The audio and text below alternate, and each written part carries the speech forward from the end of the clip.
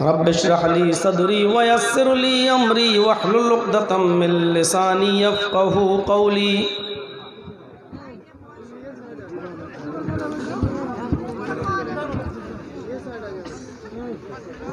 اس اجلاس کے روح رواں جناب مولانا محبوب صاحب،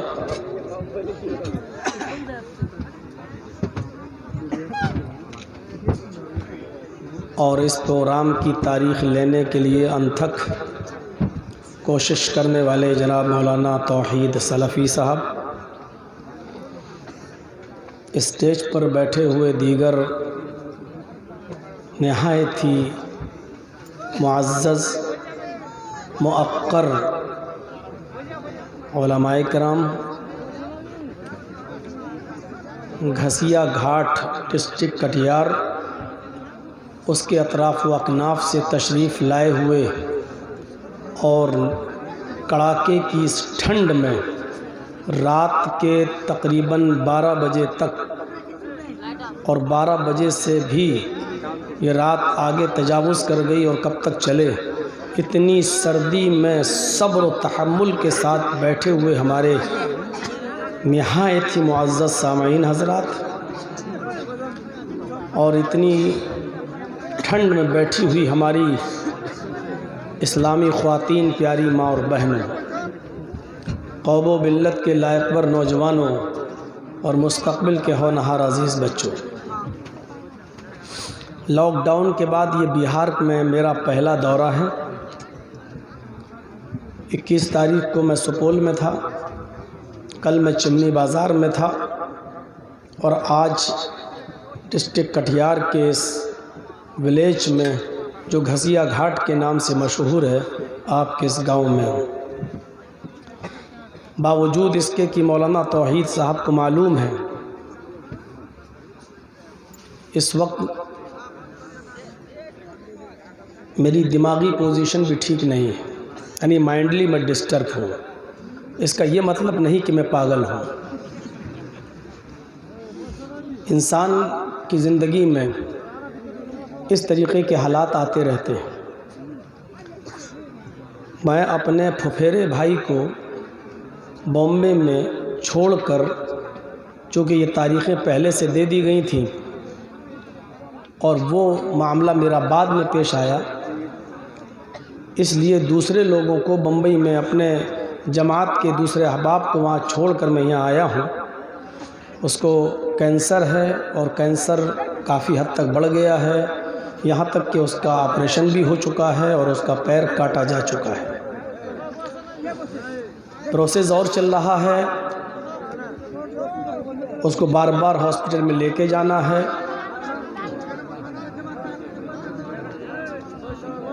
اس کا نہ باپ ہے نہ ماں ہے، اور اس وقت اس کو سب سے زیادہ میری ضرورت ہے۔ آپ کے یہاں میں بولوں گا، پروگرام ختم کروں گا، اور مجھے پروگرام کے ختم ہوتے ہی باگڈوگرا کی طرف سفر کرنا ہے، اور وہاں سے میری بامبے کی فلائٹ ہے۔ شام تک 3:30 بجے تک مجھے بامبے پہنچنا ہے۔ دعا کیجیے اللہ تعالیٰ اس کو شفائے کاملہ اور عاجلہ عطا فرمائے۔ اس شیت لہری میں گاڑی کس پوزیشن میں چلے گی، باگڈورا تک کتنے گھنٹے میں سفر طے ہوگا، اس کو بھی ہمیں دیکھنا ہے۔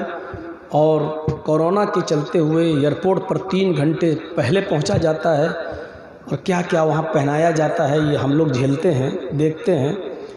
مشین لگائی جاتی ہے، ٹیمپریچر چیک ہوتا ہے، ہاتھوں میں سینیٹائزر ڈالا جاتا ہے، پھر بامبے اترنے کے بعد حلق کے اندر وہ سیک ویک ڈال کے اور ناک میں ڈال کے وہ ادھر پھر دوبارہ کورونا کی جانچ ہوتی ہے۔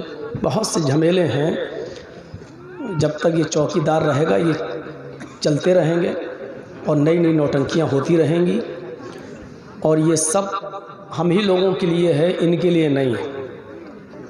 اللہ تعالیٰ اس کو عقل سلیم عطا فرمائے۔ بات کو آگے بڑھاتا ہوں۔ اللہ तबारक व तआला का ये शुक्र और एहसान है कि लंबी मुद्दत की बात ही सही, लेकिन प्रोग्राम शुरू हुए और मदरसों की रौनक फिर से बहाल हो जाए, इसके लिए आप दुआ कीजिए। मदरसे हमारी जान है, हमारी रूह है। दुआ कीजिए कि मदरसों की वही रौनक जो पहले थी फिर से लौटे। कितने असातिज़ा को तनख्वाहें नहीं मिल सकीं और कितने मदरसे बंद हो चुके, और कितने मदरसे ऐसे हैं जो बंद होने के बिल्कुल कगार पर खड़े हैं। दुआ कीजिए अल्लाह तबारक व तआला से कि बार-ए-इलाह तो इन मदारिस इस्लामिया की हिफाजत फरमा और इन मदारिस इस्लामिया को पहले की तरह ये चलते रहें, उसके लिए तू असबाब मुहैया फरमा। बड़ी मुअद्दिबाना गुजारिश है आपसे और घसिया घाट वालों आपसे, अगर इस्लाम में हाथ जोड़ना जायज़ होता तो मैं हाथ जोड़ लेता आपके, दामन फैलाना जायज़ होता तो मैं दामन फैला लेता आपके सामने।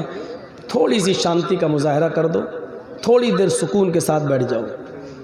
ये मोबाइल और चैनल वाले कैमरा सेट करने में इतना टाइम लगाते हैं, मुझे लगता है कि किसी को नई दुल्हन बनाने में इतना टाइम नहीं लगता होगा जिससे उससे ज़्यादा ये लोग टाइम लगा देते हैं। अपने काम लगाइए और ख़ामोशी के साथ बैठ जाइए। कैमरे इतने ऊंचे नहीं होना चाहिए कि दूसरों को तकलीफ़ हो, वो देख ना सकें। देखना ज़रूरी है। अगर बगैर देखना तकरीर सुनना होता तो ये मोबाइलों में अपने घर बैठे ही भी सुन सकते थे। ये बेचारे देखने आए हैं और इनके देखने की वजह से ही मेरे ऊपर इतनी नज़र लग चुकी है कि मैं जैसे पहले था वैसे ही आज हूँ, 1 इंच मोटा नहीं होता हूँ। ये इनकी नज़र लगने का नतीजा है। तो बहरहाल ये कोई मजाक नहीं है, मैं हकीकत बतला रहा हूँ। लोग आए हैं, देखना भी चाहते हैं, सुनना भी चाहते हैं, तो इनको डिस्टर्ब नहीं होना चाहिए। जो लोग इधर से वीडियो बना रहे हैं, मोबाइल चला रहे हैं इधर से, उनसे गुजारिश है कि वो इस बात का ख्याल रखें कि उनके पीछे भी कोई आदमी खड़े हैं, उनको देखने में दिक्कत ना हो। इसलिए बैठ जाएं निहायत अदब के साथ। मैं तो बोल रहा हूँ, आपको क्यों बोल रहे हो? यही प्रॉब्लम है यार। अब समझ में आया कि देखिए आप लोग एक दूसरे को बैठाने के लिए हंगामा ना करें, नहीं तो वो 3 नमाजी वाला मामला होगा। आज तीनों हालत नमाज में गुफ्तगू कर लिए थे, ऐसा नहीं। अब समझ में आया कि तेजस्वी की लहर कैसे बदल गई बेचारी, और नीतीश फिर दोबारा कैसे आ गए। थोड़ी सी अक्लमंदी से काम लिया होता हमने आपने, तो आज किसी और की सरकार होती है, लेकिन ये हमारी अकल है। खैर चलिए, मैं यहाँ तो कांग्रेस जीता हूँ।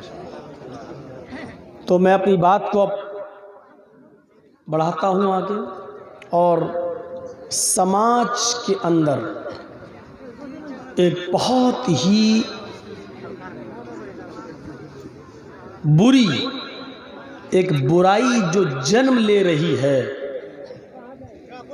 और नौजवानों को उस बुरी आदत ने अपना दिलदादा बना लिया है और गर्विदा बना लिया है, और ये नौजवान नस्ल उस बुरी चीज़ के पीछे तेज़ी से दौड़ रहा है। मैं उस पर कुछ रोशनी आपके सामने डालना चाहता हूँ। और समाज के अंदर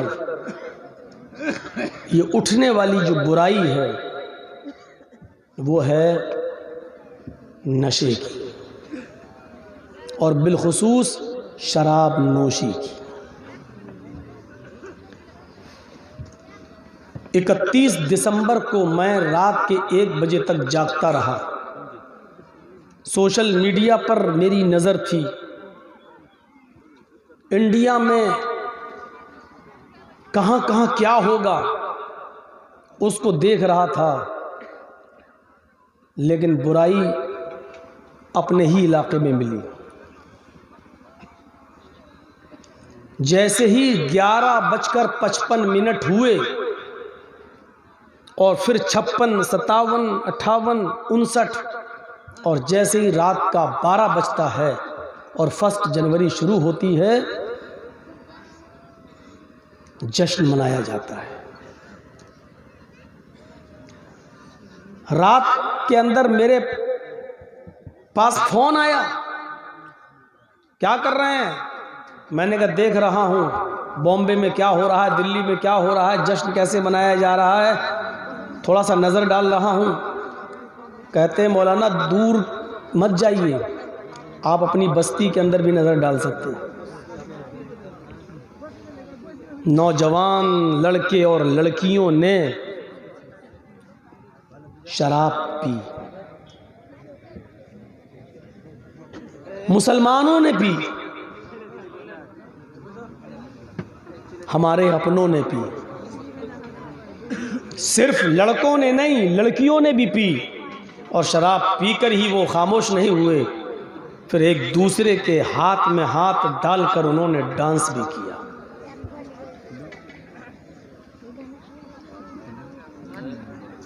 جو قوم یہ احساس اپنے دماغ سے نکال چکی ہے کہ NRC اور CA کی تلوار کبھی بھی اس کی گردن پر رکھی جا سکتی ہے، وہ اتنی جلدی کیسے غافل ہو گئی، سمجھ سے پرے۔ اور جب حالات اس اسٹیج پر پہنچ جائیں کہ نئے سال کی شروعات شراب نوشی سے ہو اور ڈانس سے ہو، لڑکے اور لڑکیوں کی عریانیت سے ہو، تو پھر قوم کے سروردہ، قوم کے سرپنچ اور اس سماج کے معزز لوگوں کے لیے سوچنے اور سمجھنے کا ایک سنہرا موقع ہے۔ وہ سوچیں، اور اگر نہیں سوچ سکتے تو جان لیں کہ یہ قوم جس میں آپ موجود ہیں یہ زندہ نہیں ہے۔ شراب پی کر ڈانس کرنے والے لڑکے اور لڑکیوں کو ہمارے قوم اور سماج کے سربردہ لوگ زندہ سمجھیں؟ نہیں صاحب، یہ قوم زندہ نہیں ہے، ICU پر لیٹی ہوئی ہے۔ یہ قوم ICU پر لیٹی ہوئی ہے۔ ڈاکٹر نے کہہ دیا اگر ICU سے نکالیں گے، ناک پہ چڑھا ہوا ڈبہ ہٹائیں گے، مر جائے گا۔ یہ قوم بالکل موت کے دہانے پر ہے، روح نہیں رہ گئی ہے، آکسیجن سے زندہ ہے۔ اور شراب کی لت اتنی بری ہے کہ یہ جلدی چھوٹتی نہیں ہے۔ شاید آپ کو معلوم ہو، عرب کے اندر محمد الرسول اللہ صلی اللہ علیہ وسلم کی آمد سے پہلے، آپ کے نبی بننے سے پہلے، شراب کا اتنا دور تھا، عروج تھا کہ عربوں کے یہاں جب کوئی بچہ پیدا ہوتا تھا تو ہمارے یہاں ماں اس بچے کے منہ پر سب سے پہلے شہد لگاتی ہے، یا اس بچے کے حلق میں سب سے پہلے ماں کی پستان کا دودھ جاتا ہے۔ لیکن عرب کے اندر جب کسی کے گھر کوئی بچہ پیدا ہوتا تھا تو اس بچے کی زبان پر سب سے پہلے شراب کے قطرے رکھے جاتے تھے۔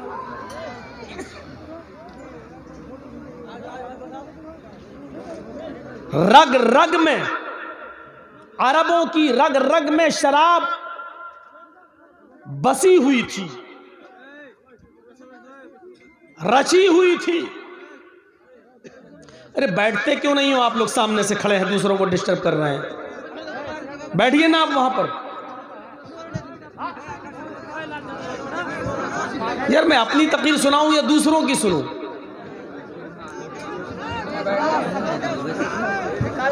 پھر بھی بیٹھنے کا نام نہیں لے رہے ہیں، پتہ نہیں مٹی سے پیدا ہے کہ لوہے سے پیدا ہے۔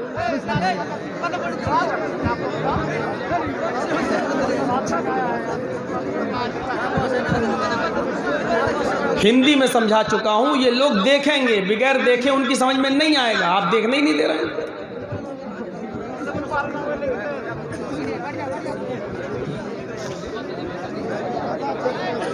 ان کی رگ رگ میں شراب رچی اور بسی تھی. پہلا حلق میں قطرہ اس بچے کی سب سے پہلے جو جاتا تھا وہ شراب کا قطرہ ہوتا تھا. جب اسلام کی آمد ہوئی، نبی اکرم صلی اللہ علیہ وسلم نے جب اسلام کی دعوت لوگوں میں پیش کی اور لوگ دھیرے دھیرے اسلام قبول کرنے لگے تو صحابہ کی طرف سے مانگ اٹھنے لگی، اے اللہ کے نبی صلی اللہ علیہ وسلم شراب کو حرام قرار دے دیجئے. یہ شراب بہت گندی چیز ہے، شراب بہت بری چیز ہے، اس کی حرمت کا آپ اعلان کریے. لیکن اللہ کے نبی صلی اللہ علیہ وسلم کو معلوم تھا جن عربوں کے یہاں بچہ پیدا ہونے کے بعد پانی، شہد یا ماں کا دودھ پلانے کے بجائے جس کے حلق میں سب سے پہلے شراب کا قطرہ ڈالا جاتا ہو، جس کی گھٹی میں شراب رچی اور بسی ہوئی ہو، وہ اتنی آسانی سے شراب نہیں چھوڑ سکتی ہے. اس لیے نبی اکرم صلی اللہ علیہ وسلم نے کچھ دنوں تک کے لیے مہلت دی ہے اور شراب کو ڈائریکٹ حرام قرار نہیں دیا. اللہ کے رسول کے اندر بھی شراب کی حرمت کا اعلان کرنے کی جلدی نہیں ہوئی. کیوں؟ جانتے تھے ایسا نہ ہو کہ ابھی حرام کر دیں اور یہ لوگ نئے نئے مسلمان ہوئے شراب چھوڑ نہ پائیں، پھر بھاگ کر عیسائی ہو جائیں، یہودی ہو جائیں، کہیں ایسا نہ ہو کہ پھر اسلام کو چھوڑ بیٹھیں. اس لیے بہتر ہے کہ ابھی جو کر رہے ہیں کر لیں. حضرت عمر فاروق رضی اللہ تعالیٰ عنہ جیسی ہستی بار بار مشورہ دے رہی ہیں، اے اللہ کے نبی یہ شراب بہت خراب چیز ہے، آپ شراب کی حرمت کا اعلان کر دیجئے. اور آپ فرماتے تھے اے عمر نہیں، ابھی شراب کو حرام اگر قرار دے دوں گا، حرام کر دوں گا تو یہ لوگ کہیں اسلام سے نہ پھر جائیں. یعنی شراب اتنی آسانی سے نہیں چھوٹتی. یہ بھی دیکھ لیجئے، جو لوگ شراب کے عادی ہیں نا وہ غور سے سنیں. ایسا تھوڑی ہے کہ یہاں جتنے بیٹھے ہیں کوئی شرابی ہے ہی نہیں، سب دودھ پیتے ہیں.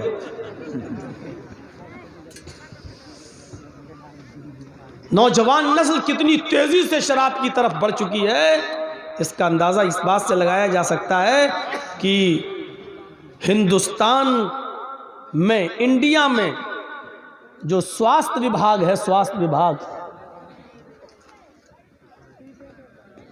اس کی طرف سے خبر آتی ہے کہ ہر 5 میں سے 1 آدمی شرابی ہے. 10 میں سے بھی 1 نہیں ہے، 100 میں سے بھی 1 ہوتا تو چلو یہ کہا جاتا ہے 1%. 5 میں سے 1 شرابی. اب آپ سوچ سکتے ہیں 100 میں 20 شرابی، 20% کوئی معمولی مدت ہوتی ہے، معمولی چیز ہوتی ہے. 20%. سروے میں کسی دھرم کا نشک و نشانہ نہیں بنایا گیا، لیکن میں دعوے کے ساتھ کہہ سکتا ہوں اس 20% شرابیوں میں 10% صرف مسلمان ہوگا، اور 10% جو باقی بچے ان میں ہندو، سکھ، عیسائی، یہودی، جینی، بدھسٹ، یہ سارے لوگوں کو جوڑا جائے تو یہ 10% ہوں گے، اور 10% اکیلے، 20 میں 10 اکیلے مسلمان ہوں گے.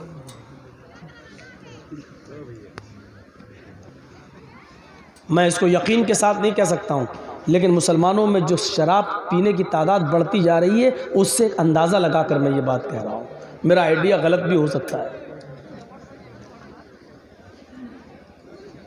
لیکن انفرادی طور پر اگر دیکھا جائے، یہودیوں میں، ہندو بھائیوں میں، سکھوں میں، انفرادی طور پر دیکھا جائے تو اس کو میں ڈنکے کی چوٹ پہ کہہ سکتا ہوں کہ سب سے زیادہ انفرادی طور پر الگ الگ کر کے دیکھا جائے تو سب سے زیادہ شراب پینے والے مسلمان ہیں.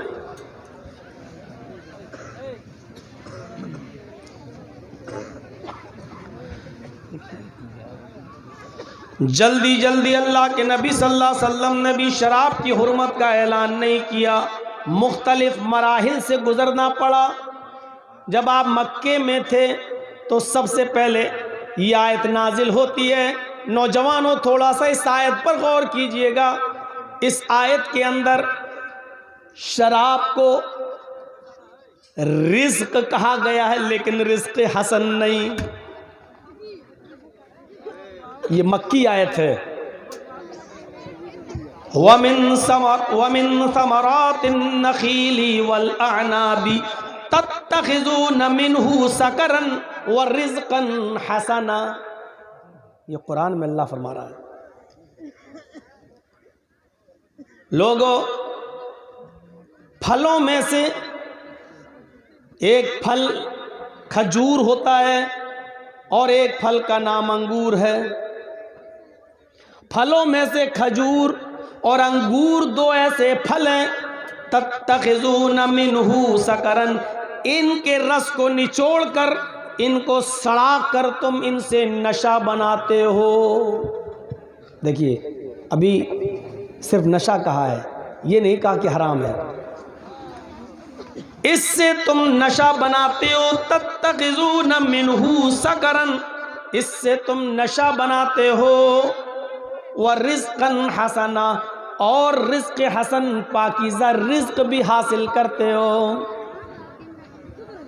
کھجور کو اور انگور کے رس کو نچوڑ کر سڑا کر اس کو نشہ کر دیا جائے تو اس کو کہا گیا کہ یہ سڑا کر نشہ بناتے ہو، یہ پیتے ہو تم. یہ تمہارے لیے رزق تو ہے لیکن رزق حسن نہیں ہے. رزق حسن وہ ہے جو تم ان کو بغیر سڑائے ہوئے اور بغیر نشہ بنائے ہوئے استعمال کرتے ہو. انگور اور کھجور ایسے ہی کھاتے ہو، یہ رزق حسن ہے. لیکن جب اس کو سڑا کر اور اس کو بدبودار بنا کر اس کے رس کو نچوڑ کر جب تم اس سے نشہ بناتے ہو تو یہ رزق تو ہے لیکن رزق حسن نہیں ہے. دلوں کے اندر شراب کی نفرت ڈالنے کے لیے سب سے پہلے اللہ تعالیٰ نے یہ آیت نازل کی تاکہ لوگوں کو یہ پتہ چل جائے کہ ہم جس کو نچوڑ کر سڑا کر نشہ بناتے ہیں یہ کوئی اچھی چیز نہیں ہے. اچھی چیز وہی ہے جس کو ہم انگور تازہ ہے کھا لیے، کھجور تازہ ہے کھا لیا، یہ اچھی چیز ہے. سڑا کر رس نچوڑ کر جو بناتے ہیں وہ اچھی چیز نہیں ہے. لیکن حرام ابھی نہیں ہوئی. کچھ لوگوں نے چھوڑا، کچھ نے نہیں چھوڑا، کچھ نے کہا رہے یہ جب اچھی چیز نہیں ہے تو ہم کیوں پئیں. اللہ تعالیٰ کہہ رہا ہے کہ یہ اچھی چیز نہیں ہے. اللہ تعالیٰ کہہ رہا ہے یہ رزق ہے لیکن رزق حسن نہیں ہے. اس لیے کچھ لوگوں کے دلوں میں نفرت ہوئی لیکن پوری طرح نہیں. یا دھیرے دھیرے چھوڑنے کی عادت ڈال لیں. کبھی پی لیا، کبھی چھوڑ دیا، کبھی دل ایک آدھ ہفتے کے بعد ہوا، پی لیا، چھوڑ دیا. لیکن ابھی حرام نہیں ہوئی. اللہ کے نبی صلی اللہ علیہ وسلم کو کافروں نے اتنا ستایا مکے کے اندر کہ اللہ کے نبی مکہ چھوڑ کر مدینہ جانے پر، ہجرت کرنے پر مجبور ہوئے. خانہ کعبہ کا غلاف پکڑ کر آپ نے فرمایا اے کعبہ تیرے باشندوں نے مجھے رہنے نہیں دیا، ستا کر میرا حال برا کر دیا. اے کعبہ اگر تیرے باشندوں نے مجھے مارا نہ ہوتا، ستایا نہ ہوتا تو میں تجھے چھوڑ کر کبھی نہ جاتا. ہجرت کرنے پر اللہ کے نبی مجبور ہو جاتے ہیں. ہجرت کر کے جب مدینہ جاتے ہیں اور آپ کے ساتھ آپ کے صحابہ بھی پیچھے پیچھے بہت سے لوگ مدینے آ جاتے ہیں. بہت سے صحابہ مکے سے ہجرت کر کے مدینہ جاتے ہیں. یہ مدینے کے اندر بھی بہت سی اچھائیاں تھیں، بہت سی خوبیاں تھیں مدینے والوں میں، لیکن شراب جیسی بری عادت، شراب نوشی جیسی بری عادت مدینے کے لوگوں کے اندر بھی موجود تھی. اب یہ دونوں لوگ مکے والے مل کر اور مدینے والے مل کر بھی شراب پیا کرتے تھے. شراب مدینے والے بھی آسانی کے ساتھ نہیں چھوڑ پاتے تھے. مکے والوں نے بھی شراب پی، مدینے والوں نے بھی شراب پی، لیکن اب دونوں لوگوں نے مل کر طے کیا اللہ کے نبی صلی اللہ علیہ وسلم کو بتایا جائے کہ شراب پینے کے بعد ہمیں ہوش نہیں رہتا ہے، ہمارے منہ سے الٹی سیدھی باتیں نکلتی ہیں، کیا کیا جائے. پھر بھی مشورہ دے رہے ہیں اللہ کے نبی یہ شراب حرام قرار کیوں نہیں دے دیتے ہیں، لیکن اللہ کے نبی نے یہاں پر بھی کسی کی نہیں سنی، ادھر بھی آپ نے کسی کی نہیں سنی۔ آپ نے کہا نہیں، ابھی شراب کی حرمت کا اعلان کرنے کا وقت نہیں آیا، اگر ابھی اعلان کرتے ہیں تو یہ مدینے والے جو نئے نئے اسلام لائے ہیں یہ بھی کہیں ایسا نہ ہو کہ اسلام چھوڑ کر پھر اپنے پرانے باپ دادا کے دھرم پر، باپ دادا کے مذہب پر لوٹ جائیں۔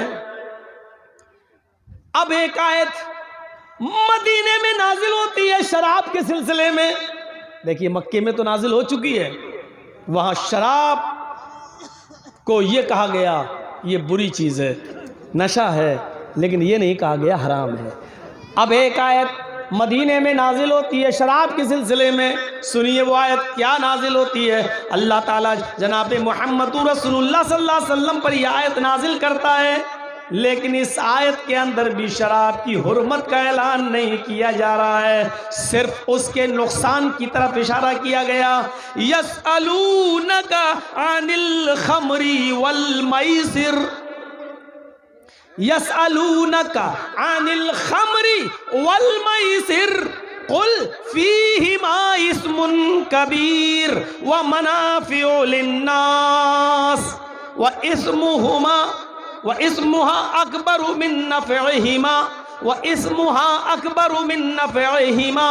قرآن کی یہ آیت مدینے میں نازل ہوتی ہے، وہ آیت مکے میں نازل ہوئی جس میں شراب کو صرف رزق کہا، رزق حسن نہیں، لیکن یہ آیت مدینے میں نازل ہوتی ہے۔ آئے محمد صلی اللہ علیہ وسلم، آئے میرے پیارے نبی، یہ مکے مدینے والے، یہ مکے اور مدینے کی لوگ مدینے میں آپ سے سوال کرتے ہیں شراب کے بارے میں اور جوئے کے بارے میں، آپ سے سوال کرتے ہیں کہ یہ کیسی چیز ہے، یہ کیا ہے، یہ حرام ہے، یہ حلال ہے، اس کے ساتھ کیا کیا جائے۔ اس کو پینے کے بعد ہم نشے میں آ جاتے ہیں، ہم ماں کو ماں، بہن کو بہن، بیٹی کو بیٹی نہیں سمجھتے ہیں۔ اے اللہ کے نبی، شراب کے سلسلے میں آپ کوئی واضح حکم نازل واضح حکم دیں، کیا ہے شراب کے بارے میں۔ یسألونک عن الخمر والمیسر، یہ اہل مدینہ آپ سے شراب اور جوئے کے بارے میں سوال کرتے ہیں، قل، تو آپ فرما دو، آپ ان لوگوں سے کہہ دو۔ لگتا ہے مودی کے باپ بن کے یہاں گئے، سب سے بڑا یہ ٹھہلتا ہوا آ رہا، بیٹھ جاؤ بھائی۔ قل، اے نبی آپ کہہ دو، قل، اے نبی آپ فرما دو،